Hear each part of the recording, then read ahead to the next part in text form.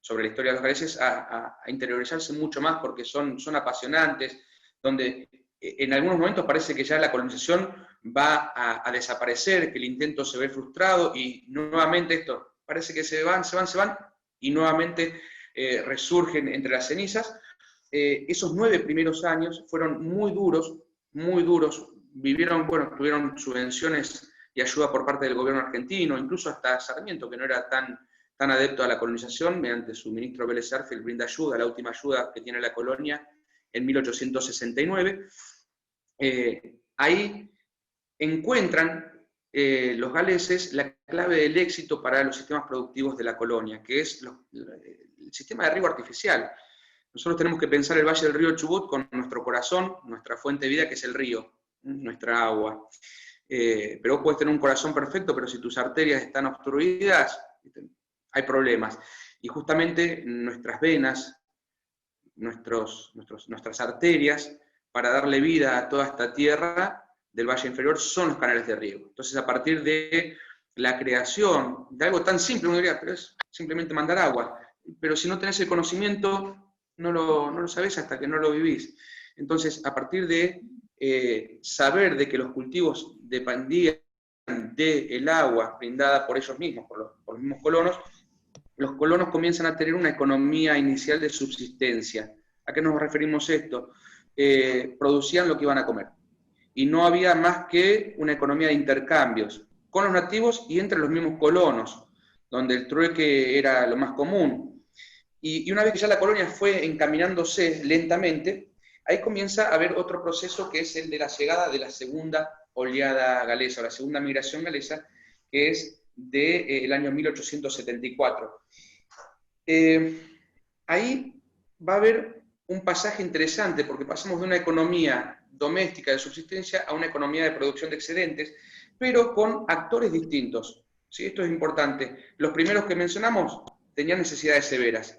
Estos segundos que vienen con la segunda gran migración galesa de 1874, ya eran personas que tenían un nivel económico y un conocimiento en la agricultura mayor a aquellos primeros colonos. Y no solamente eso, sino que también traían ideas, no sé si ideas locas, pero ideas buenas, que eran las del socialismo. Uno dice, ¿cómo el socialismo? Cuando nosotros estamos en Gaiman, guiando y vamos por la Casa Vieja, la primera casa de Gaiman, y hablamos de David Robert, como el primer constructor, y que fue el fundador de la Compañía Mercantil Chubut, ahí se hace mención también a el cooperativismo de Owen. Robert Owen fue un galés que se lo toma como el padre del socialismo y uno de los pioneros en el movimiento obrero británico, y que creó colonias con un socialismo utópico, tanto en Estados Unidos como en Escocia. Y esas ideas de cooperativismo las abrazaron y las trajeron en la segunda migración. Y es ahí donde surgen las cooperativas de trabajo. ¿Cooperativas de trabajo en la colonia? Sí, justamente las compañías de riego fueron cooperativas de trabajo. Lo que hoy nosotros disfrutamos, nuestras venas, nuestras arterias, que nos mandan el líquido vital a cada rinconcito del valle, estas 40.000 hectáreas productivas, fueron fruto de trabajo de cooperativas de trabajo. Eran 3 compañías de riego que luego con el paso del tiempo quedaron haciendo un único sistema de riego artificial para todo el valle del río Chubut. Aparte también la compañía mercantil Chubut, la primera cooperativa de toda la Patagonia. Entonces en ese momento estos segundos galeses, estos segundos grupos migratorios que traían ideas de cooperativismo, ideales, utopías de un socialismo ideal, de preservar su identidad. ¿Por qué? Porque si estaban bien, ¿para qué van a venir? Y porque acá se hablaba galés, estaban solos, tenían una cierta autonomía. Luego se vio modificado porque el Estado argentino comenzó a tener una presencia con personas en particular. Y acá me quiero detener. Había un personaje, Finocheto, un comisario, que para el año 1878 él genera una crítica en el diario La Nación de que en la colonia no se hablaba más que galés y se enseñaban cosas que no se podían tolerar. Y acá vemos una visión nacionalista, que es lo que tenemos que aprender nosotros. ¿Qué le molestaba que hablen solamente galés? Y ahí es donde los mismos galeses, en esta confrontación con Finocheto, empieza un conflicto y ellos, los mismos colonos galeses, generan una readaptación de intereses. ¿A qué nos referimos con esto? Con que los líderes de la colonia tienen un cambio de actitud. y pasar de lo confrontativo con ese ideal que traía ese grupo selecto, más los recién llegados, a una actitud inclusiva. Es más, había uno que es Lloyd Jones, que él decía, no queremos nosotros una independencia política, nosotros queremos ser una provincia galesa dentro de la República Argentina, con enseñanza en galés, pero aparte también en castellano y en inglés. ¿Sí? Y entonces en ese momento de 1876, 1878, ahí es como que la colonización galesa ya dice, bueno, la idea de una nueva Gales, de una independencia política, la vamos dejando de lado, siempre hablando de los grupos de liderazgo, y ya esta inclusión hacia un sistema nacional. También en ese momento empiezan a llegar las casas de comercio, empieza a haber un mayor intercambio con los nativos. ¿Por qué? Porque se venía la conquista del desierto, 1879, ya las cosas se iban poniendo más difíciles y encontraban una cierta contención en la colonia y beneficios económicos para intercambiar sus productos, pieles, plumas, cueros y demás. Y ese crecimiento, esa producción de sedentes, terminó generando también el surgimiento del ferrocarril como una necesidad de conectividad con un puerto seguro, con Puerto Madryn, y a su vez con el resto del mundo. Y es ahí, con ese ferrocarril, 1886, que uniría la Bahía Nueva con el Valle del Río Chubut, es que nosotros le ponemos el fin de la hegemonía galesa en la Patagonia. Porque más allá de la presencia esporádica o mínima del gobierno argentino en la colonia, habían sido netamente galeses durante 21 años, desde 1865 hasta 1886. Y acá vienen otros, la llegada de los otros con el ferrocarril, y siempre con la mirada hacia el otro, ¿no? Yo tengo lo mío, lo voy a cuidar, y el otro fuera, y tenemos que aprender de una buena vez por todas que no es así. Si vienen otros, abrirles los brazos y ver qué podemos aprender, qué intercambios podemos generar, pero bueno, creo que son procesos evolutivos los que necesitamos. Lo interesante es que estos otros que comenzaron a llegar a partir de 1886, iban a ser italianos, ¿no? Que estos italianos dentro de un nicho económico iban a ocupar el rubro de la construcción, ¿sí? Algunos el agro, iban a traer consigo también su cultura, la del teatro, la de la lírica. Después también llegaron españoles, que los españoles, o sea, uno simplemente lee Mafalda y el español era el comerciante, Manolito, el papá de Manolito. Almaceneros, comerciantes, hoteleros, ¿sí? Pero también con su bagaje cultural de teatro, de las zarzuelas, de las kermeses, y llegaban más actores. Bueno, hubo pequeños grupos de franceses, son más vinculados a avances tecnológicos, con cocinas eléctricas, teléfonos, estaba el señor Richelet. Alemanes, los alemanes iban orientados en el segmento de la economía vinculado a la carpintería, ebanistas, y por ahí algunos, incluso en Madrid estaba la familia Grimm, como gerentes de las casas principales de comercio. También iban a llegar a la zona los árabes, los sirio-libaneses, que les llamo los turcos. ¿Por qué? Porque estaban registrados cuando entraban a nuestro territorio bajo el dominio del Imperio Otomano. Entonces, sirios, libaneses, árabes, turcos, se redondea. Y ellos iban a estar en el nicho de mercachifles, comerciantes, y luego con el tiempo ya devenidos a algunos a ganaderos, que eso es otro tema para desarrollar, porque tenemos tantas historias en nuestra provincia hermosa, tanta riqueza, chicos. Cuando empezás a ver historias que no se han contado, que eso merece otro capítulo aparte, pero estos mercachifles eran el nexo entre la estepa y el desarrollo ya de la producción ganadera ovina con las ciudades.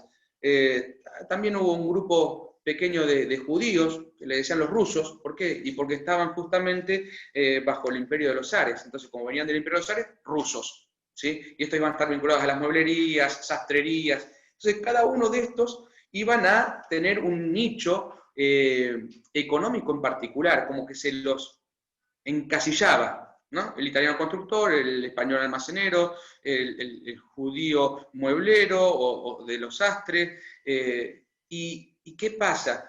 Todos estos nuevos inmigrantes, estos otros que llegaron, traían consigo no un ideal de preservar su cultura, traían una desembosada vocación de lucro, de convertirse en grandes empresarios. O sea, venían acá a hacerse la América. O sea, no venían para preservar su identidad, su cultura y demás. Y eso es interesante, ¿por qué? Porque fue reemplazando a los actores anteriores en cuanto a la toma de decisiones, en cuanto al liderazgo dentro de la colonia.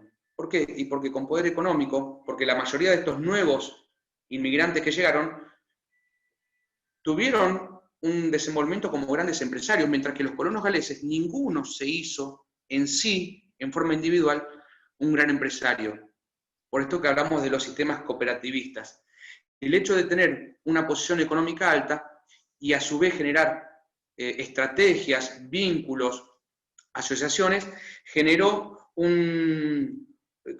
podríamos decirle, un desplazamiento tanto en el estatus de reconocimiento de la zona como en la dirigencia política, y ahí vamos viendo que uno lo tomaría como que, qué pena, ¿no?, que no pudo prosperar en los galeses. También hay que ver que, por ejemplo, en las cooperativas de riego, en las distintas compañías de trabajo o cooperativas de trabajo, eran de núcleo cerrado galés, salvo una que tenía a un solo integrante que no era galés, que era Castro, donde luego funda Rawson, pero Castro estaba casado con una galesa, así que sí, él podía estar dentro de la presidencia y la toma de decisiones de la compañía de riego, pero después la compañía mercantil y su presidencia y la dirigencia era toda galesa, eran núcleos cerrados en cuanto a la toma de decisiones de las actividades. Entonces, todo esto, con actividades económicas por parte de los españoles, con actividades económicas italianas, generó un momento de prosperidad, de auge.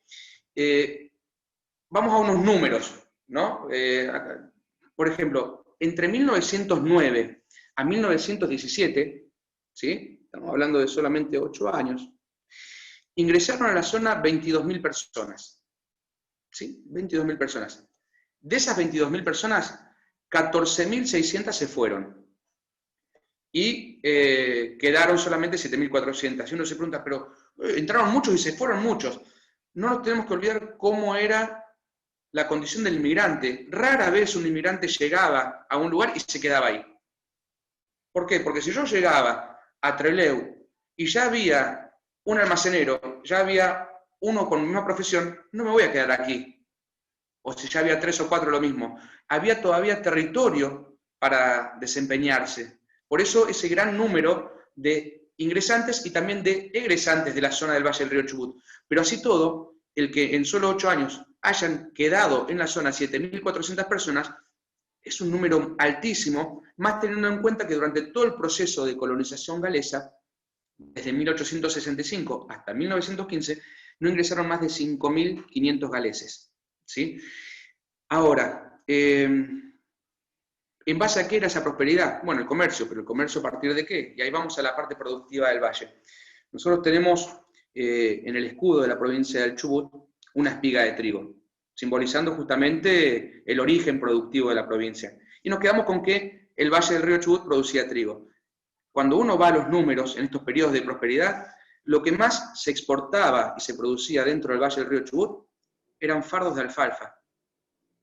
O sea, ni siquiera el mínimo de exportación de fardos de alfalfa estaba al nivel del máximo de exportación de trigo. O sea, en cuanto a exportaciones, primero venía fardos de alfalfa, en segundo lugar trigo, y en tercer lugar harina, pieles, cueros y demás. Esto queda reflejado, o sea, el movimiento, porque era algo increíble. En Puerto Madryn, en un año, entraron 172 embarcaciones. En un año, eso quiere decir que era un barco cada 2 días. ¿Sí? Y vos decís, bueno, qué comercio internacional, qué cosa fantástica, bárbara. En realidad los fardos de alfalfa, que era lo que más producía el Valle del Río Chubut, eran destinados para Santa Cruz y Tierra del Fuego. No eran para salir a Europa y demás. Santa Cruz y Tierra del Fuego, justamente lo tenemos que vincular nosotros en regionalismo con la producción ovina. Fue el oro blanco. Las grandes estancias de Santa Cruz, justamente con los buenos valores y la buena producción y la superpoblación también que tuvo las provincias de Santa Cruz con la oveja, generaba una demanda altísima de fardos de alfalfa. ¿Y quién era el mejor abastecedor? El Valle del Río Chubut, porque era el valle más austral productivo. Y aparte con todo el tráfico naviero, generaba mejores condiciones. También hay que destacar que este flujo de barcos, idas y venidas, generó una importación de tecnología increíble. Cuando uno visita los museos históricos regionales y ve herramientas viejas, a cualquier chacarero se le cae la baba porque para ese tiempo era lo último de lo último. Es como hoy tener un tractor con aire acondicionado y niveladores láser. Digo, sí, wow. Y para 1890, el mayor desarrollo tecnológico de toda Sudamérica lo teníamos nosotros acá, en el Valle del Río Chubut. ¿Sí? Así que eso habla de un momento increíble, que también lo hemos reflejado en el valor de las tierras. En 1870, antes de la segunda oleada de migración galesa, el valor de la tierra estaba en 100 pesos, de aquellos tiempos, 100 hectáreas. Para 1890, las 100 hectáreas ya valían 5.000 pesos. O sea, de 100 pasó a 5.000 en solo 20 años. Eso habla justamente del valor de las tierras. Y, nuevamente, esto de las redes comerciales, redes sociales, el desplazamiento en los liderazgos, la toma de decisiones, fue convirtiendo una sociedad donde ya los galeses iban perdiendo preponderancia. ¿Hasta acá cómo venimos? ¿Aburrido? ¿Bien? ¿Así? ¿Así? ¿Estamos bien? Bien. Bien. ¿Preguntas? ¿Alguna pregunta? ¿No hay nada hasta acá? ¿Nada? Bueno. Sebas, Entonces a ver, ¿me cortemos con tanta escuchás? dulzura. Sebas, Sí, te escucho. ¿me escuchás? Sí. Bueno, había algunos comentarios, si querés te los digo, estaba Felicitas, pero muy al principio que hablaba de si habían cambiado históricamente la cantidad de lluvias del valle, y después Marta Ficarra que nos pide si tenés algún tipo de bibliografía alternativa. Bueno, y había algún comentario después de Sandra que en un ratitito te lo leemos que tenía que ver con el cooperativismo. ¿Sí? Buenísimo. En cuanto a las lluvias, mira, hay un libro que podemos acá matar dos pájaros de un tiro. El único libro que yo he leído de los tiempos de prosperidad de la colonia en cuanto a lluvias es A orillas del río Chubut de William Hughes, si mal no recuerdo el autor. El nombre del título es A orillas del río Chubut, creo que es de William Hughes. Él fue uno de los administradores de la compañía mercantil Chubut. Y él tomaba los datos, o sea, a mí la parte climatológica me gusta muchísimo, me gusta, y estoy continuamente con las temperaturas, las lluvias y demás, y William Hughes hacía anotaciones, pero no, nosotros en el Valle del Río Chubut no tenemos registros certeros y fehacientes en cuanto a precipitaciones, valores, hasta recién 1952, 1953, con la instalación en la zona del INTA, del Instituto Nacional de Tecnología Agropecuaria, que uno puede ir directamente ahí, sentarse y pedir todos los informes agrometeorológicos desde la década del 50 hasta la fecha y sin ningún problema te los dan. En cuanto a las variaciones de las lluvias, sí hay en este periodo, cuando uno habla de clima tiene que dividirlo en periodos o lapsos de 25 a 30 años, hay variaciones con una merma en las precipitaciones, es mínima, pero sí un incremento en la temperatura. Un incremento en la temperatura media anual que teníamos de 14 grados punto 1 hasta 1980, 1985, y en el periodo 1985 al 2005-2008 la temperatura media anual es de 15 grados, o sea, tenemos un incremento en 9 décimas de grado, un grado más, que es bastante. Pero en las precipitaciones no hay mucha variación. En cuanto a los libros recomendados, hoy por hoy cualquier libro que hable, insisto, de la colonización galesa sirve. ¿Por qué? Porque cuanto más uno lee, más puntos de vista tiene y luego puede generar un pensamiento propio sin haberlo vivido. Por eso hablaba al principio de la subjetividad de la historia, ¿no? A modo de esto interesante, por ejemplo, en relación a contactos nativos con galeses, para mí el libro de David Williams está muy lindo, Entre telones y tolderías, lo recomiendo. Hay otro libro que es más contemporáneo, que es de Liliana Pérez, que es Queuquén, que es Políticas Indígenas en Patagonia desde 1865 a 1990 o al 2000, ¿sí? Que es muy abarcativo, pero eso ya no solo es del valle, sino también toma cuestiones de la meseta y de las tierras. Entonces, pero invito a esto, cada vez que vean un libro, comprarlo y leerlo. O sea, hasta que uno no lee el libro no sabe si es bueno o malo. Porque por ahí para mí son buenos y para otros no son tan buenos. O sea, eso decía mi abuelo. ¿Cómo sabes si un libro es bueno o malo? Leyéndolo. No por el comentario de otros. Bueno, Seba también... Miren, yo tengo a mano acá, Emi, el comentario, entiendo yo, que hizo Sandra, que tenía que ver con el cooperativismo, Seba. Sandra lo que escribía acá en el chat era que al respecto del cooperativismo la realidad dista mucho de lo que hoy podemos entender como tal. La acción cooperativa donde funciona es bien participativa, colaborativa y sin beneficios para unos pocos. El beneficio es realmente efectivo para el conjunto de productores. Por ahí quedó un poquito atrasado con lo que iba del tema. No, está bueno lo que menciona Sandra por el cooperativismo, porque más adelante, cuando lleguemos a lo actual de los sistemas productivos del Valle, tenemos hoy en día cooperativas trabajando y que están teniendo éxito y donde no hay beneficios, sino es justamente generar a los productores un valor agregado en la cadena de producción y que termina beneficiando a los mismos productores en mayor medida y también generando más puestos de trabajo. Entonces, después lo vamos a tomar, están las cooperativas de trabajo, por ejemplo, Copalfa en 28 de julio, después está la cooperativa de productores de cerezas de Gaiman, que es la principal exportadora de cerezas, pero ya vamos a llegar a eso, pero bueno. Es lindo esto de poder ver que en la unión y con ese espíritu de que no hay un beneficio de unos sobre los otros, sino un beneficio general para todos, puede ser una clave en momentos difíciles. En momentos difíciles. Te digo también algunas de las cosas lindas que están diciendo. Ana Carou dice es súper didáctico, Karina Costa dice súper interesante y entretenido, Sebastián Genio, excelente presentación, Sebas, muy interesante, muy bien. Bueno, varias cosas muy lindas, así que eso es para alimentar el alma nada más y te dejo con el micrófono. Gracias. Bueno, muchas gracias. Gracias. Gracias por los lindos mensajes. Volvemos al relato, ¿les parece? Entonces, cortemos con tanta dulzura.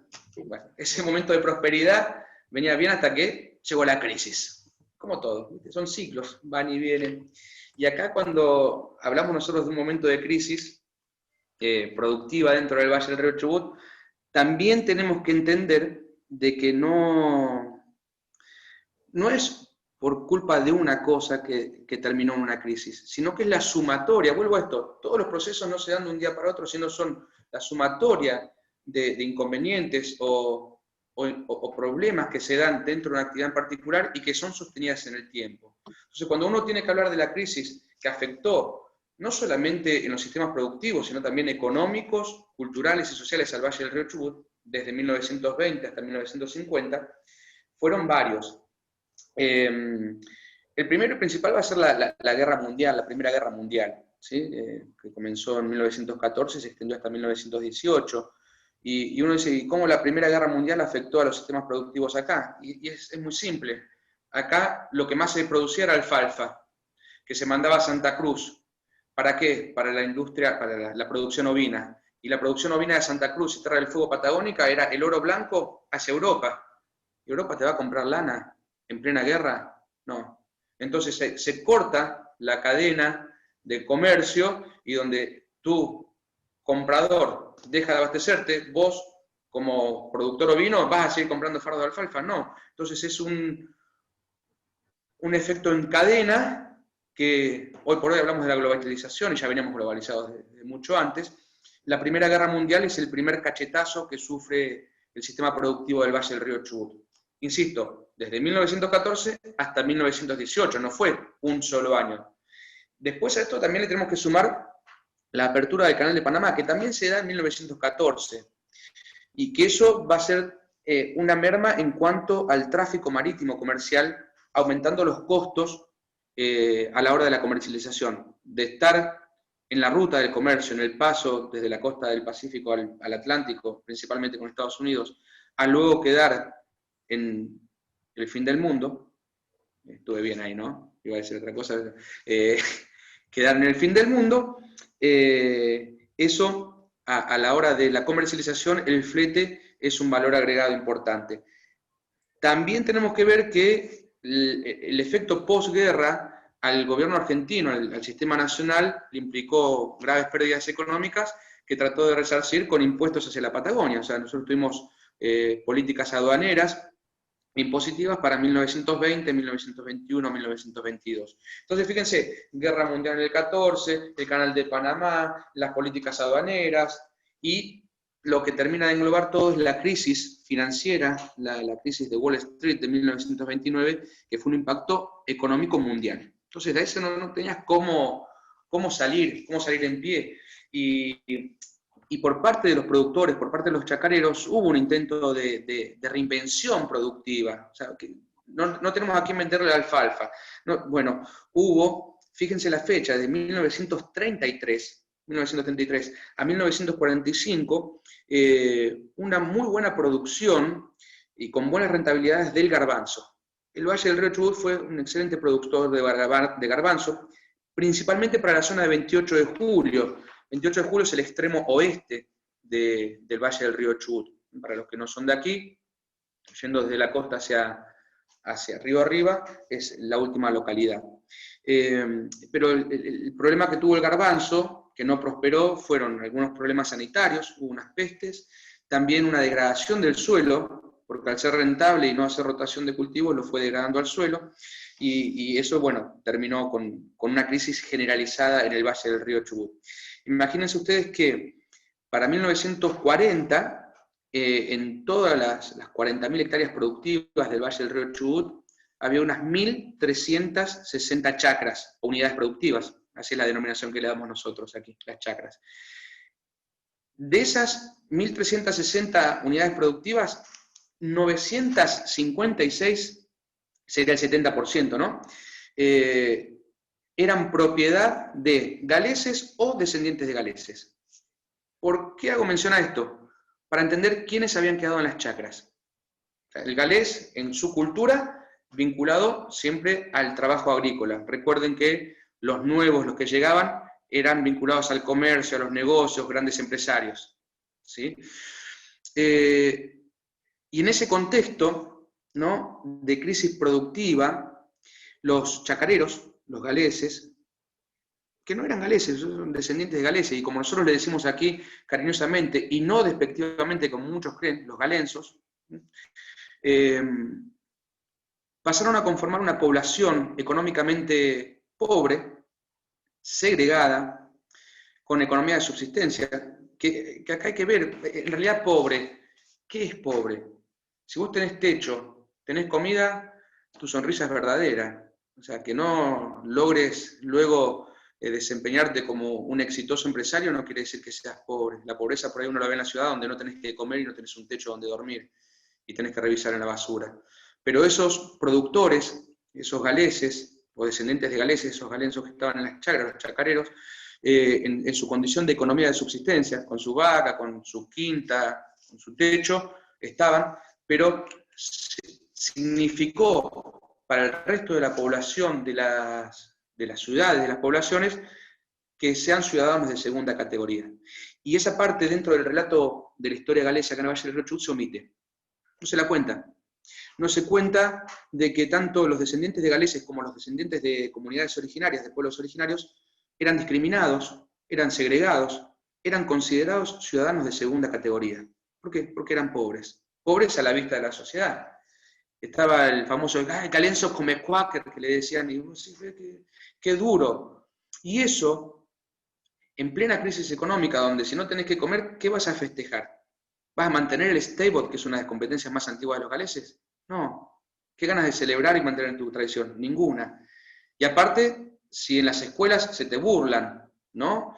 Y que de pronto tus padres te digan, no hables en galés adelante de los otros chicos, y que así todo, por tu acento, recibas burlas, y contra eso no podés hacer nada. Y eso generó una pérdida importante de la cultura galesa en el Valle del Río Chubut desde 1935, 1940, hasta 1965. Justo para el centenario, mire, esto es buenísimo, para el centenario del desembarco de los colonos galeses, es que se reinscribe una historia, vuelve a resurgir lentamente los últimos resabios que quedaban de cultura galesa aquí en el Valle, con algunos conservadores, ¿no? En un momento que fue favorable. ¿Por qué? Porque llegaron otros que no conocían la historia anterior. Vamos a algunos números. Miren, en 1960, la población rural de la provincia del Chubut, acá vamos a hablar de toda la provincia del Chubut, era de más de 50.000 personas. Población rural de la provincia del Chubut en 1960. En 1991, la población rural de la provincia del Chubut era de 22.000. Para el 2001, ayer nomás, la población rural en toda la provincia era de 19.000 personas. Fíjense cómo fue disminuyendo en 40 años la población rural, que implica un desplazamiento de la ruralidad a la ciudad. Pero por otro lado, los números de las ciudades eran, 1960, la población urbanizada de la provincia del Chubut era de 90.000. 1991, la población urbanizada de la provincia del Chubut era 335.000. Y ya para el 2000, 390.000. Entonces, ¿qué quiere decir? Que no fue solamente la migración de la ruralidad hacia las ciudades, sino que llegaron otros. Vinieron otros. ¿En qué contexto? En el contexto de la promoción industrial que afectó tanto a Puerto Madryn, con la llegada de Alvear en la década del 70, que afectó a la ciudad de Trelew con el desarrollo del parque industrial. Y estos actores que llegaban, en algunos casos de Chile, estoy hablando para el Valle del Río Chubut, ¿sí? El Valle del Río Chubut comenzó a tener mucha migración chilena en el contexto del parque industrial en la década del 70, porque del lado de Chile estaban con los gobiernos que estaban justamente en pleno proceso después del derrocamiento de Salvador Allende, el inicio del gobierno militar, la dictadura militar de Augusto Pinochet. Entonces muchos exiliados se vinieron para aquí. Pero no encontraban, por ejemplo, la posibilidad de trabajo en el parque industrial porque no aceptaba trabajadores chilenos. ¿Sí? El parque industrial de Trelew tomaba solamente trabajadores nacionales, y ahí entonces venían catamarqueños, bonaerenses, cordobeses. Mucho entrerriano vino aquí a la zona, muchísimo entrerriano, pero el entrerriano y el puntano de San Luis vinculados a la docencia. Y todos estos que llegaron aquí se encontraron con una historia que se empezaba a reescribir, la historia del centenario de los galeses. Y es lo que nosotros contamos hoy, omitiendo justamente este proceso de discriminación. Y fue un lento desarrollo de una puesta en valor de esa cultura, que no es la cultura genuina 100% galesa, sino ya es una cultura propia, nuestra, con un poco de lo galés. ¿Sí? Sí. Pablo Sí. Parra nos pregunta, te pregunta, ¿qué pasó con el trigo, Perón, etcétera? Me pone.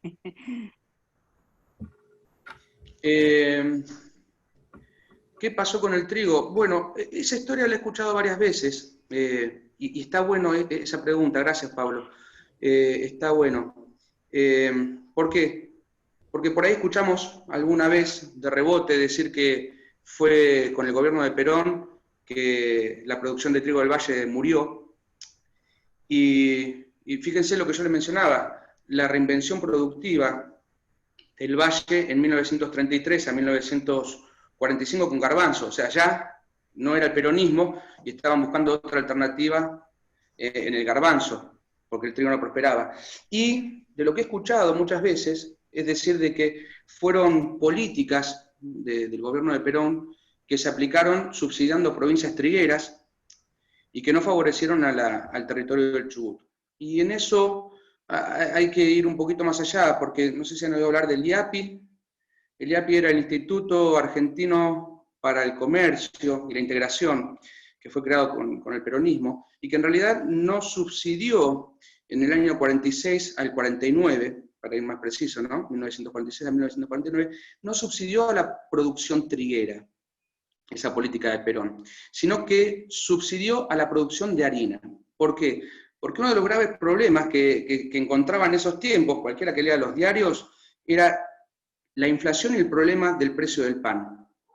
El pan se iba por las nubes. ¿Por qué? Porque convenía más exportar, entonces las exportaciones se hacían al exterior, obvio, y el precio del circulante nacional se reflejaba en el valor del pan, donde la gente de la clase baja no podía adquirir eso. Entonces, el IAPI, el Instituto para el Comercio, lo que hace es comprar, durante estos años, del 46 al 49, el trigo a los grandes productores, a un precio que era, por ejemplo, 140 pesos la tonelada, vender, el mismo gobierno, o sea, el gobierno era el acopiador, vender a los molinos a 100 pesos, o sea, compraba a 140, vendía a 100 a los molinos nacionales para la producción de harina y de esa forma garantizar de que el pan no se dispare el precio, y exportar a valores de 240, 280, 500, y esa en la balanza, en las ganancias que tenía por exportaciones y concentrar y regular el mercado exterior y subvencionar a los molinos, ese dinero en gran medida lo destinó para financiar el plan quinquenal. Entonces, cuando uno ve de qué manera afectó el gobierno de Perón a la producción triguera acá, no le encuentro ninguna. Es más, por ahí habría que ver qué pasó con la familia Bungeborn al comprar los molinos en la cordillera de los Andes y cerrarlos, porque eran competencia. ¿Sí? Pero bueno, a lo que voy, los invito a que cuando uno por ahí haga mención en las guiadas, en las excursiones, a temática, que por ahí trate de investigar un poquito más y no quedarse con lo que escuchó de otros, sino tratar de ir más allá y comparar los datos, porque, insisto, esto está en según cómo y quién cuente la historia, la intencionalidad y la subjetividad, omitiendo algunas cosas y resaltando otras. Así que gracias, Pablo, por la pregunta. ¿Está bien? ¿Sí? ¿Seguimos? Cuéntame. Espérame, Seba, que Perdón, tengo una pregunta. tenemos otra preguntita más. ¿La lees, Emi? Sí. Seba, vos, Marce, lee la voz, lee la voz. ¿La tenés? Sí, ahí estamos tomando nota de todo. Dice Sandra, al respecto del proceso de discriminación, ¿cómo interpretás las políticas educativas del Estado tendientes? La leo, se No perdió el escuché. micrófono. ¿Cómo interpretas las políticas educativas del Estado tendientes a la homogeneización? Se escuchaba mal, Marce. Sí, Okay. terrible. O sea, sí. Es más, sí, como una crítica, por ejemplo, en ese periodo del 40 era la priorización y establecer un estándar nacionalista, 100%. Es más, uno de los informes, esto que da cuenta de la condición de los descendientes de galeses y descendientes de nativos como ciudadanos de segunda categoría, como problemas propensos a la enfermedad, como o sea, toda la segregación esta, proviene de un informe de la directora de la escuela número 5 de Trelew, de 1946.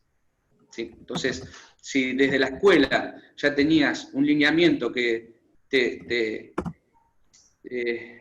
hacía esconder lo que sos, o sea, no ser vos mismo, es grave. Y a ver, esta frase tan trillada, la historia nos sirve para no repetir los mismos errores. Y en el caso de la cultura, hay que saber valorar la diversidad cultural.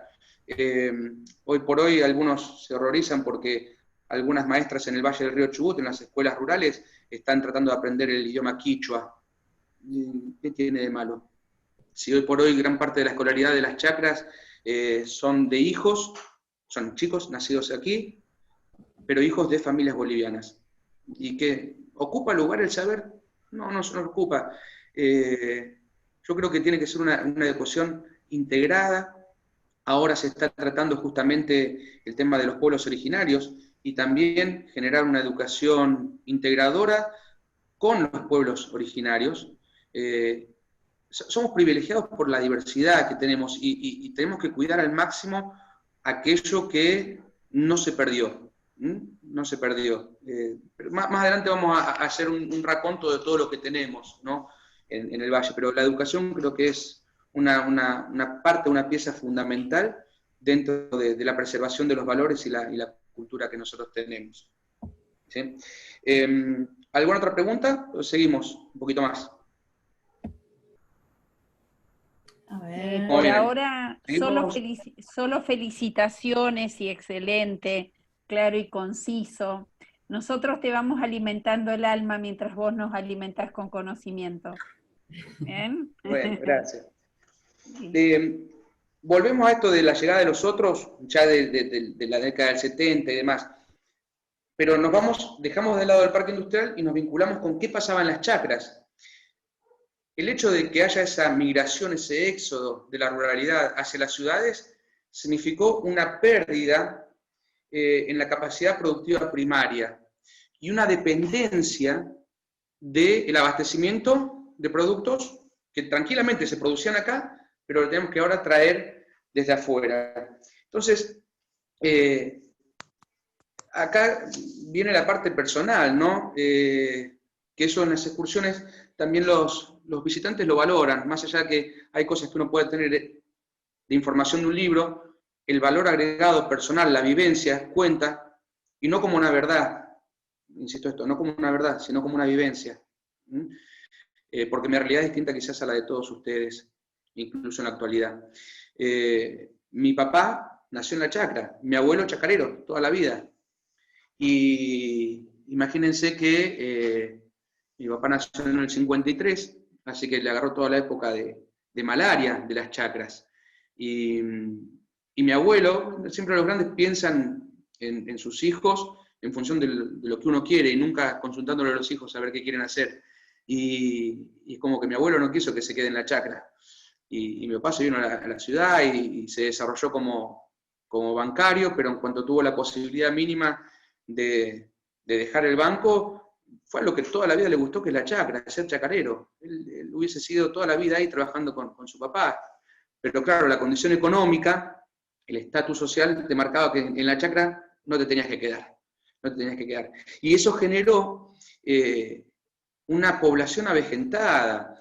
Incluso nosotros, cuando ya mi papá compró la chacra, al lado de la de mi abuelo, en 1991-92, en un contexto económico malísimo para la producción, ¿qué pasa? Nosotros, con mis hermanos, no teníamos vecinos de nuestra misma edad. O sea, nuestras salidas eran ir a ver al amigo de mi abuelo, a don Pronato, a Edmundo Davies, gente vieja. El valle era un valle avejentado, un valle con chacras abandonadas, un valle donde el valor de la tierra era irrisorio. O sea, mi papá cuando compró las casi 5 hectáreas, las pagó en ese tiempo, en 1991, a $23.000 pesos. Hoy por hoy, si uno escucha los valores de la tierra, estamos hablando de casi $40.000 la hectárea.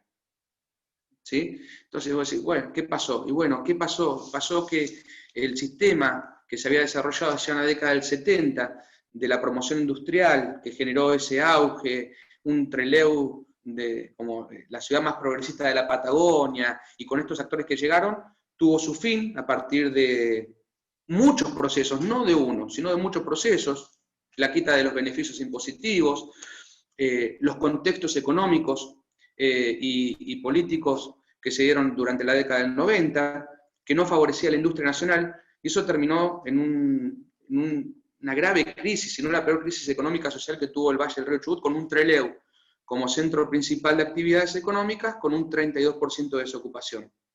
Entonces, como políticas alternativas para tratar de paliar esa grave crisis, la provincia del Chubut generó en 1998 lo que se denominó la revolución productiva, y era entregar créditos blandos a personas para desarrollar actividades productivas a lo largo de la provincia, también con un foco principal aquí en el Valle del Río Chubut, pero ya con la experiencia de producir algo que no tenga competencia en el resto del país. Y hubo de lo que se les ocurra, desde producción de de pieles de zorro plateado hasta criadero de chinchilla, producción de arándanos y cerezas. Que de toda esa revolución productiva lo único que quedó hasta el día de hoy fue la implantación de montes de cerezos. O sea, cuando uno hoy por hoy habla de la producción local, y que el año pasado llegamos a ser el principal productor exportador de toda la República Argentina. Recién el año pasado, fíjense, desde 1998 que empezó este proyecto de implantación de cerezas, a recién en el 2019 ser el principal productor de Argentina. Pero eso es muy variable, no nos quedemos con que este año va a ser así, porque podemos tener factores climáticos que nos perjudiquen y Mendoza nos pasa por arriba. Entonces, por eso les decía, el tema productivo nos demanda una actualización constante, porque nunca es lo mismo, hay muchos factores que interfieren en el éxito o fracaso de las distintas producciones. Ese 1998 es un quiebre también dentro del Valle del Río Chubut, porque aparte de esta revolución productiva, comienzan a llegar otros actores, ¿sí? Actores procedentes de Bolivia, una comunidad boliviana, que fueron los que reactivaron en términos productivos dentro de un segmento, un nicho que nunca se había tocado en el Valle del Río Chubut, que es la horticultura, las huertas. Lo que, si hay gente de Buenos Aires escuchando, fueron los portugueses en el cinturón del conurbano, Pontevedra, Marcos Paz, Moreno, eran los portugueses. Bueno, hoy acá son los bolivianos, las familias bolivianas, que 1998. Y atención, para los chicos de Madrid, también hay que saber de dónde vienen, porque por ejemplo la migración boliviana en Madrid tiene sus orígenes en la década del 60-70, o sea, con el primer núcleo llegando a las minas de Sierra Grande y Pasam, y luego a la construcción de Aluar, y procedentes de regiones como Cochabamba, ¿sí? Distinto a los que llegaron aquí, al Valle del Río Chubut, que son más que nada de la zona de Tarija, de Chuquisaca, más bien productores, unos pocos de Potosí, pero el núcleo principal de los que hay acá hoy en el Valle del Chubut son procedentes de los departamentos de Tarija y Chuquisaca, distinto, vuelvo a decir, a la comunidad boliviana de Puerto Madryn. Y ellos entonces empezaron ahí a reactivar, y con la introducción de sus hijos, o sea, me refiero a que el valle comenzó a tener vida nuevamente. Y acá pasamos a contextos económicos nacionales e internacionales. ¿Por qué? Porque acá puedes tener todas las ideas posibles de producción, pero como tenemos un país tan rico, tan diverso, productivo, que si de pronto nos ponemos a sembrar papa aquí, pero te viene papa lavada de Balcarce con flete más barato de lo que es el costo de producción acá, no puedes competir. Entonces, la realidad es que nosotros a partir ya de la salida de ese modelo económico de fines de los 90, inicio ya del 2000, hubo una reactivación en el agro en términos nacionales por los buenos valores que se manejaba la soja. Que sepan que la soja no la maneja los precios, o los pool, el Estado argentino, la República Argentina no es fijadora de precios, sino que depende de los mercados de Chicago. Entonces, si la soja se va en alza, los productores de la Pampa van a justamente plantar lo que mayor rentabilidad les genere. Y ese avance de la soja, la frontera agrícola desplazándole, también desplazó sistemas productivos tradicionales de Buenos Aires e incluso a los sistemas tradicionales de producción de ganadería bovina. Y eso benefició no solamente a las familias de la comunidad boliviana en el Valle del Río Chubut, al desarrollo de la horticultura y a un autoabastecimiento, sino también al desarrollo de nuevas alternativas. Por ejemplo, el feedlot, una producción cárnica, que en realidad acá tenemos que agarrarlo con pinza porque la producción de carne bovina en el Valle del Río Chubut, hay productores que son, que hacen cría combinada, engorde a corral y a pastura. Otro que es a pastura, o sea, ellos mismos producen la pastura y tienen engorde de novillos. Y están los feedlot o los criaderos de vaca, que son feedlot hoteleros, o sea que en realidad, o técnicamente, no son productores. No son productores, ¿por qué? Porque lo que hacen es comprar novillos, ¿sí? Novillos, o sea, destetados, terneros destetados hasta 200 kilos. En la zona de producción nuestra de bovinos es la cordillera, es Cordillera y Sarmiento. Se compran pie terneros destetados, se los engorda y se los vende luego como carne. O se compra ternero malo o flaco, que se le dice menor de 300 kilos, o vaquillona, y acá se les da valor agregado. Pero no son productores, porque compran los insumos para alimentarlo, traen los otros y los tienen ahí encerraditos, comen, comen, comen, comen, y después afuera. Pero también, así como tenemos estos productores de feedlot, están los que son combinados, que producen la pastura y demás. Entonces, hoy por hoy, la producción cárnica del Valle del Río Chubut está más que interesante. ¿Por qué? Porque tenemos esta información de hace muy pocas semanas, un circulante anual para el Valle del Río Chubut de 80.000 cabezas de ganado bovino, solo en el Valle del Río Chubut. De esas, a ver, vamos a los números. Ahora 80.000. El informe del 2016, o sea, 4 años atrás, hablaba de 20.000 cabezas al año de circulante acá. Fíjense que la producción va creciendo, ¿pero por qué? Porque hay un contexto favorable para el desarrollo de esta actividad. Y también hay que ver de que si vos tenés estos sistemas de crianza bovina, también necesitas insumos, alfalfa, y ahí es donde aparece, por ejemplo, la cooperativa, la Copalfa de 28 de julio, que llegó a tener, hasta el 2018, 76 socios más los adherentes, que es, yo soy socio si yo tengo mi producción de alfalfa y voy con la alfalfa a la planta peletizadora para hacer pellet de alfalfa y generar un valor agregado. Entonces, son todos los socios que a su producción alfalfa le dan un valor agregado, incluso se ha diversificado en la producción de balanceados.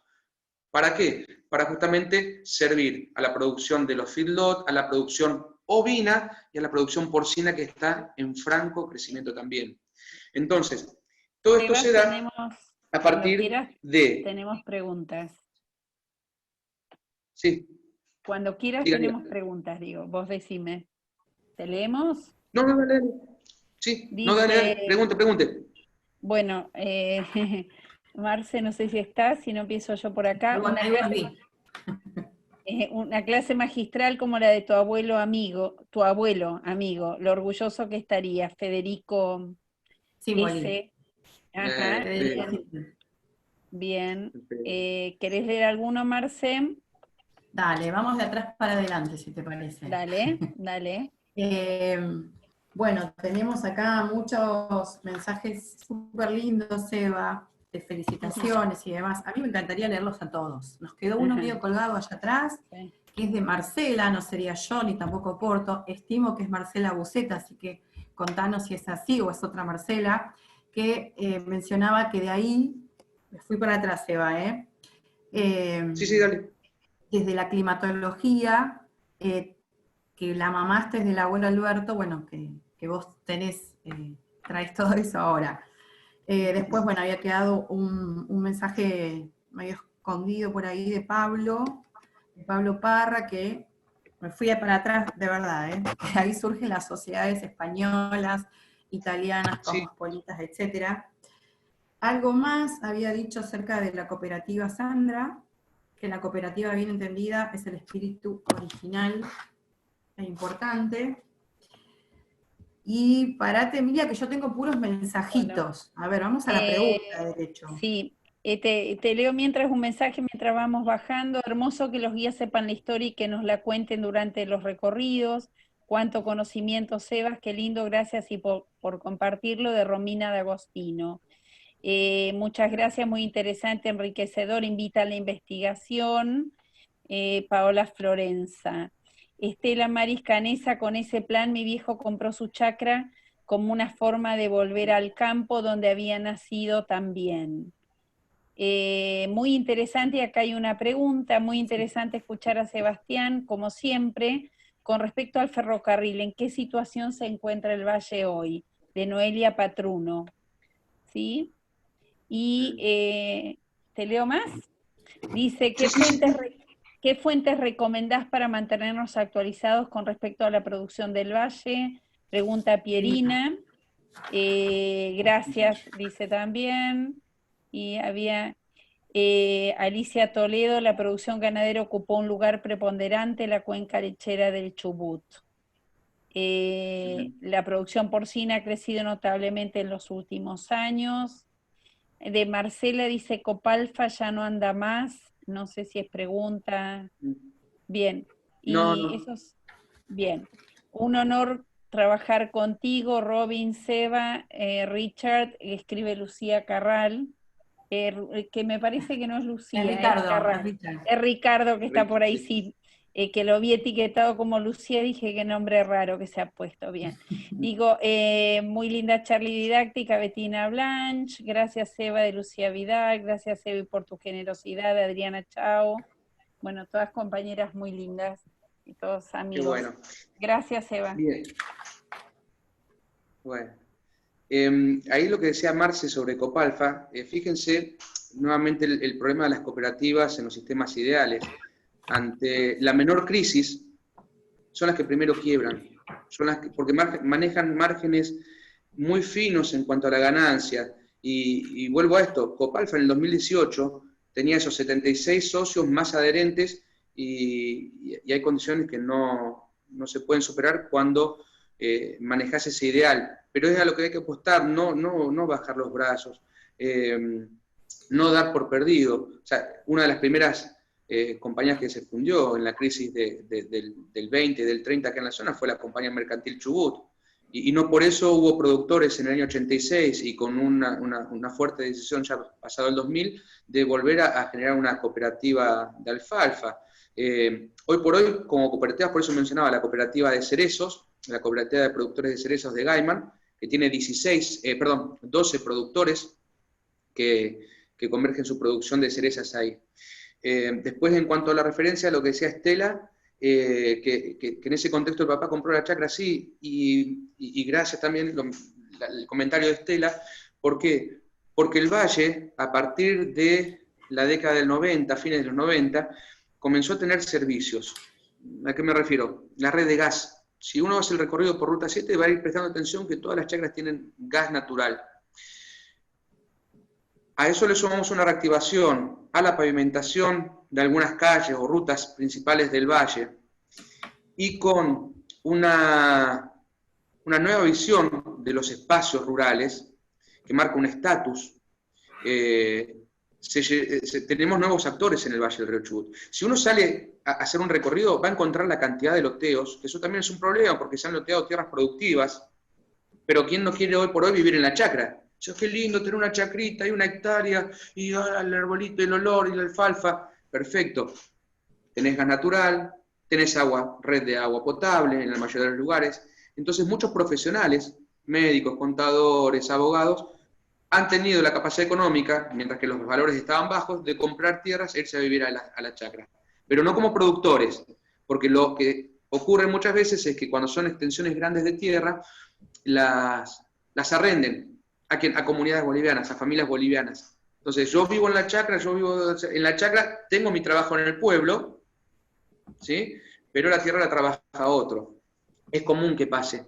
Es muy común. Entonces, hoy por hoy tenemos nuevos actores que también marcan un estatus social. No cualquiera vive en la chacra, porque andar a comprar hoy día una chacra, 1 hectárea, es una locura, realmente lo que están pidiendo es una locura. ¿Por qué? Porque se ha dado también el negocio inmobiliario de comprar chacras, lotearlas, hacer sistemas de barrio y demás negocios inmobiliarios, que mucho dista de la actividad productiva real.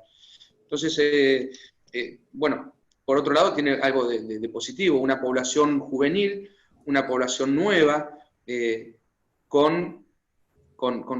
uno lo ve reflejado, ¿saben dónde? En los carnavales de Dolabón. Vos vas a los carnavales de Dolabón y ahí tenés la ruralidad mezclada con la ciudad. Dolabón, no sé si estará ahora la directora de turismo, Pogler, María José, escuchando, pero ha sabido, por ejemplo, explotar los recursos productivos del valle en fiestas y llevarlos a la ciudad, con el chorilabo, en la fiesta del chorizo. ¿Y por qué? Porque ahí mencionaba Alicia lo de la producción porcina. La producción porcina del Valle del Río Chubut también está en franco crecimiento, en franco desarrollo. Ahí cerquita tienen la granja porcina, tiene 1.500 madres, y 1.500 madres que por año cada una puede dar unos 16, 20 lechones, o sea, en 2 pariciones anuales. Es un buen número que abastece al mercado interno y ya está vendiendo también en Comodoro Rivadavia. Entonces, de pronto con una fiesta como la fiesta del chorizo, en Dolabón, también te da la pauta de que hay una reactivación productiva. Después, el otro comentario que hacían referencia es de dónde uno puede mantenerse actualizado. tenemos que escuchar un poquito más las radios locales. Todos los sábados, acá pasa el chivo, todos los sábados en LU20 Radio Chubut, es una frecuencia de amplitud modulada, hay un programa que es Aires de INTA.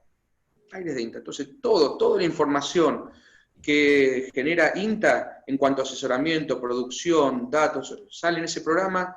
Tienen también páginas de internet, tienen canal de YouTube, uno se puede suscribir, ahí tiene información, que insisto, la producción es muy dinámica. En otros tiempos hablaban de lo importante que fue la cuenca lechera aquí, en realidad con la producción de quesos, que eran los quesos Chubut, y que luego se cerró y luego se reinventó como la cooperativa lechera Gaiman, colega, que hoy no funciona, que hacía los quesitos Chubut, y eso es una pena, pero insisto, no se dan por no solamente malos manejos o malas administraciones, sino también por contextos externos al Valle del Río Chubut, ¿sí? Así que eso en cuanto a producción, bueno, los cerezos, le decía cerezos, feedlot. Miren, hace muy poco tiempo presentó el CONICET CEMPAT, junto a un trabajo con Microsoft, de mapeo de inteligencia artificial para determinar sistemas productivos en el Valle del Río Chubut. O sea, tomando imágenes satelitales, búsquenlo porque lo presentaron ahora en junio, está muy bueno. ¿Por qué? Para justamente hacer un mejor uso de los recursos, tanto suelo como agua, y ver qué se produce en cada lugar. Entonces, con este programa de inteligencia artificial, vos tenés el mapeo y decís, acá están produciendo alfalfa, y sabés que esa alfalfa, esta cosa fantástica de la tecnología, te determina si es alfalfa o es avena, si es una planta de manzana o es una planta de cerezo, si estás haciendo un feedlot, si es combinado o no, si estás plantando papa o cebolla. Y vos decís, wow, esto es hace poquito. Cada vez la tecnología va avanzando más, y cada vez esa tecnología... A ver. Tenemos ahí un video que se nos filtra un poquito. De Joan. A ver, Joan, por favor. Apagamos el micrófono. Ahí está. Antes te corto un chiquitín. Antes de que sigamos ahí avanzando un poquito, teníamos una pregunta de Estela. Sí. Que tenía que ver fue mi hijo, con, disculpe. No pasa nada. ¿Cómo andás, Mercedes? Hola, Inés, hola, Noelia. Perdón por la demora. Hola, Evangelina, Emilia. Ahí está. ¿Cómo andan todos? Perdón, estoy saludando porque llegué un ratito tarde. Perdón. Okay. Bien, bueno, bienvenido. Y ahí continuamos entonces con la pregunta de Tía Maris, que tenía que ver con que si hay cooperativas de producción de miel, ¿no? Para mí sí, para mí hay cooperativas. Hijo de puta. Pues ese baba. Espérame que no sé quién está con micrófono abierto. Un segundito. Escuchen, corran la bola. Se hicieron putos los negros de Casanova. Qué lindo. Vamos a coger allá en el rancho. Alguien, a ver, Marce, si me ayudas a detectar. Alberto Mejía es, un tal Alberto Mejía, que se ve que Lola. muchas ganas de bromear hasta ahora. Porque Alberto, ahí está. El Alberto Mejía se escuchen, ahí ya lo saco. Elimínalo. Es una intromisión tipo viral, chicas. Ah, bien. Chicos, la verdad que no, la vamos a tomar con mucha risa porque estas cosas pasan y no es nada grave. Seguimos escuchando a Sebas y la verdad que no tengo idea cómo habrá pasado, así que nada. Gracias. Ahí volvió Joan. Sácalo, Joan, también. Retirar. Nunca nos había pasado. Acá, espérenme. Nunca nos había... Bien, Emi. Oh, divinos.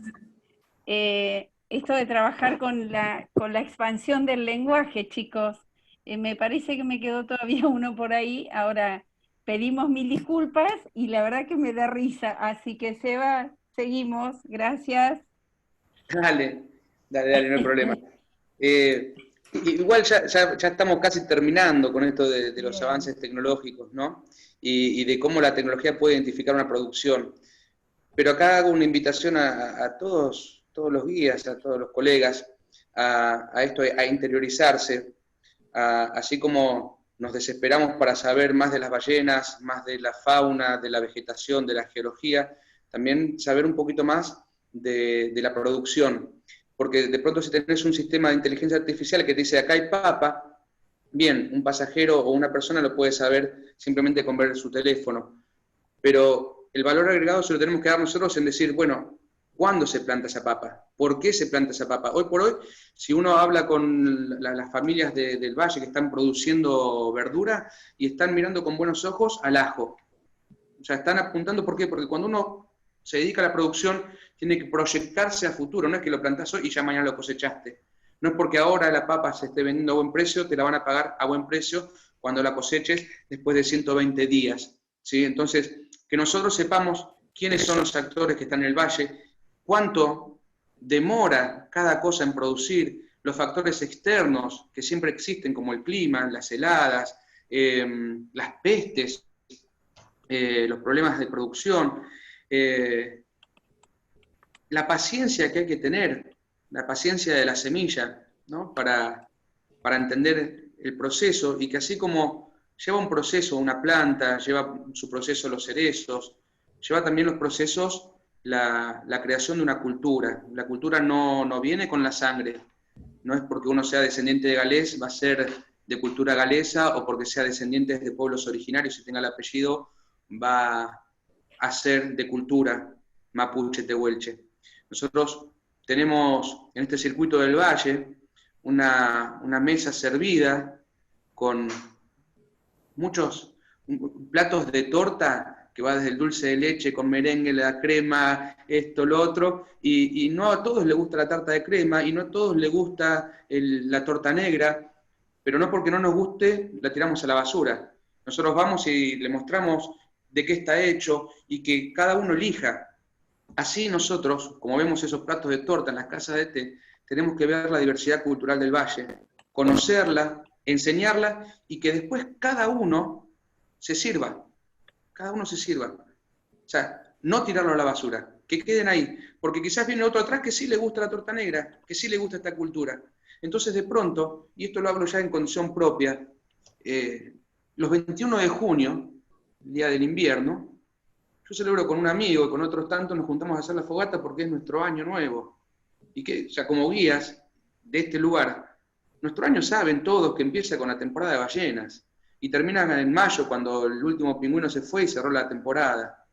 Entonces, qué mejor que celebrar al mismo tiempo que celebran las comunidades de los pueblos originarios, el Guñó Tripantu, que es para el 23-24 de junio, ¿sí? Con las fogatas, agradeciendo que los días crecen. Y así como también hago esa fogata con estos amigos en las chacras los 21 de junio, también participo del stable. También participo del stable. ¿Por qué? Porque toda mi vida canté, porque está bueno, y que todos tendríamos que alguna vez, por lo menos una vez en la vida, ir a esta celebración, para decir, ¿me gusta o no me gusta? Porque para algunos es aburrido, y está bien, porque no somos todos iguales, y eso es lo que tenemos que entender, no somos iguales. Y en esa diversidad es la que tenemos que tener un abanico amplio, abierto, de posibilidades, y que cada uno tome la que quiera. Y qué mejor que nosotros como guía, que tengamos un poquito de la cultura mapuche tehuelche, un poquito de la cultura galesa, un poquito de la cultura boliviana, un poquito de los españoles, un poquito de los italianos, un poquito de los sirio-libaneses, un poquito de en septiembre, los grandes curantos que se hacen acá en la zona por la independencia de Chile, y que vamos también y vamos a estar ahí. Entonces, no tenemos que desaprovechar la riqueza que tenemos nosotros culturalmente en el valle, y que, como digo, muchas veces fue oprimida, fue segregada, y que esta historia que nosotros contamos hoy nos tiene que servir como para aprender esos errores y no volverlos a cometer. No porque lleguen otros van a ser distintos a los que estamos.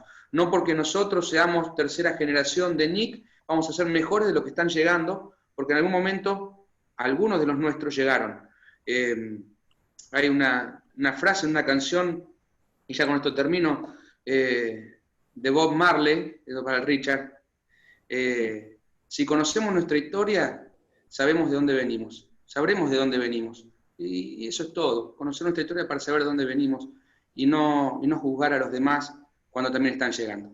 ¿Sí? Así que eso sería más o menos la charla del día de hoy y dejo abiertas las posibilidades para los que quieran, como lo hice con todos mis conocidos, de invitarlos a recorrer las chacras, a ver los distintos cultivos, meternos, adentrarnos, quedaron temas pendientes como las ladrilleras, muchas cosas que, bueno, en forma virtual por ahí se pierden, pero que estoy dispuesto a acompañarlos y ayudarlos o compartir los pocos o muchos saberes que pueda llegar a tener desde la vivencia o por ahí lo que leí para que todos puedan disfrutar como disfruto yo el Valle del Río Chubut, que es mi casa. Así que muchísimas gracias, chicos y chicas y chicas, a todos. Bueno, los invitamos a abrir sus cámaras, así tomamos una foto y le damos un aplauso virtual a Sebas, así que se ve. Y mientras tanto, muchas gracias, Seba. La verdad que montones de felicitaciones. Me reía recién con los comentarios sobre esta pequeña interrupción que tuvimos, que alguien muy graciosamente puso lenguaje coloquial los muchachos y alguien puso es en galés antiguo. Y bueno, la explicación se la damos nosotros y la verdad que me pareció gracioso. Sebas, muchísimas gracias. Seguramente te vamos a estar convocando. Les cuento que tenemos hasta el mes de octubre todos los domingos tomados con charlas, así que los seguimos invitando. Marce, ¿querés contar un poquito y después tomamos la foto, volvemos a aplaudirlo y pasamos todas las parroquiales y después volvemos y cerramos, ¿sí? Marce. Bien. Sí, perdón, Emi, quedó creo que una preguntita, tenemos un montón de saludos, mensajes, no la quiero hacer muy larga, pero bueno, hemos respondido creo que a todas las preguntas, y nos quedó una acá de Ernesto Morris, Seba, que dice, ¿se puede hacer un paralelismo entre lo ocurrido con el queso Chubut y los molinos harineros de la cordillera comprados por grandes capitales para eliminar la competencia? ¿Cómo es la pregunta? La pregunta es si se puede hacer un paralelismo entre lo ocurrido con el queso Chubut y los molinos harineros de la cordillera, comprados por grandes capitales para eliminar la competencia. Sí, sí. Es un buen ejemplo, porque incluso la marca de quesos Chubut la compró Mastellone. Y la forma de comprarlo es prohibir de que eso que había logrado un mercado, que había logrado posicionarse en su tiempo como un queso de excelencia, que era el queso tipo Chubut, no se produzca más acá con esa denominación, y ellos tener la marca comprada. Y que la relanzaron también hace poco tiempo, pero mucho distaba de ser el queso original. Han pasado en nuestra Patagonia, no solamente con el tema de los molinos, con el tema de las marcas de los quesos, ha pasado ya en la zona del Río Negro con la producción de la remolacha azucarera en la zona de Conesa. Por ahí si alguna vez tienen la posibilidad de leer un poquito eso, está más que interesante por cómo fue en gran medida complicado la producción, que había desarrollado un buen auge de la remolacha azucarera en Conesa a través de los intereses de las grandes azucareras del norte, de Ledesma principalmente. O sea, voy dejando datos ahí como para que uno diga, anotamos, a ver qué pasó con la remolacha azucarera, que era un movimiento interesante para el Valle de Río Negro, y qué pasó, bueno, un montón de cosas más, así que gracias a Morris por el comentario del paralelismo. Sí. A ver, los procesos no son casualidad, no hay casualidades. No hay casualidades. Bien. Bueno, Seba, ¿qué decirte? Sumarme a todas las cosas que te están diciendo. Y bueno, y antes de hacer la fotito y darle un fuerte aplauso nuevamente a Seba, pero bien fuerte, queremos invitarlos a todos para la próxima charla del domingo, que tiene que ver con arqueología de naufragios históricos en Puerto Madryn. Nos va a estar dando la charla el doctor Guillermo Gutiérrez, que tiene también una charla súper interesante con datos actualizados y material para ir mostrándonos de forma paralela a la charla. Bueno, y una cosita más, para los que están preguntando, algunos les contestamos, los videos están siendo subidos al canal de YouTube de AGP, busquen en YouTube AGP Chubut, y además pongan suscribir, aprieten, aprieten, esto es re viejo, cliquen en suscribir, así tenemos muchos suscriptores en el canal de AGP. Así que bueno... Otra cosita, y ya sí, cerramos. Sí. Vamos a estar entregando para todos aquellos que tengan interés y que lo soliciten un certificado de asistencia o de presencia virtual en las charlas. Así que les vamos a pedir que nos envíen su nombre, su DNI a guiaschubut@gmail.com, Sí. que nos ya los tenemos, sí, pero bueno, por ahí se nos escapan algunos, que nos mencionen en qué charla participaron y les vamos a estar haciendo llegar los certificados de asistencia. Bien, ahora sí, un abrazo bien grande para vos, Eva, gracias por tus conocimientos, por tu generosidad, destacado por todos los asistentes, y nos vamos con una sonrisa bien grande y un aplauso para vos, ¿sí? Gracias, Abran Eva. micrófonos, abran Agradecido micrófonos. soy yo. Vamos. Muchas gracias. ¡Bravo! Bien, bravo. Grande, Eva. Y ahora a la cuenta de 3, eso es lo que más disfruto hacer, los hago desaparecer, les aviso. Adiós. Bien, muchas gracias a todos.